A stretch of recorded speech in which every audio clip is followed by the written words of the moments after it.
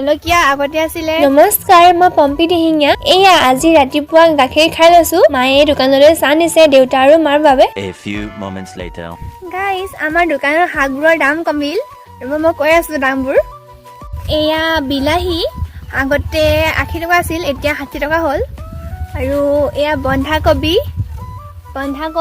ওলকবি আৰু ফুলকবি, সেইবোৰ আগতে 50 টকা আছিল, এতিয়া 40 টকা হ'ল।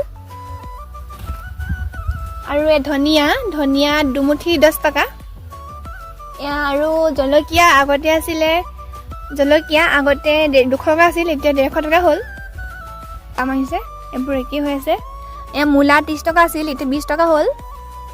এই ওলকবি আৰু ফুলকবি কচুৱেচোন 40 টকা হ'ল। কচু 60 টকা আছিল, 50 টকা হ'ল। আৰু এইবোৰ নাই হোৱা, আৰু এইবোৰে হৈছে। বজাৰৰ দাম কমিল দেই। বাৰু আজিলৈ ইমানেই, বাই।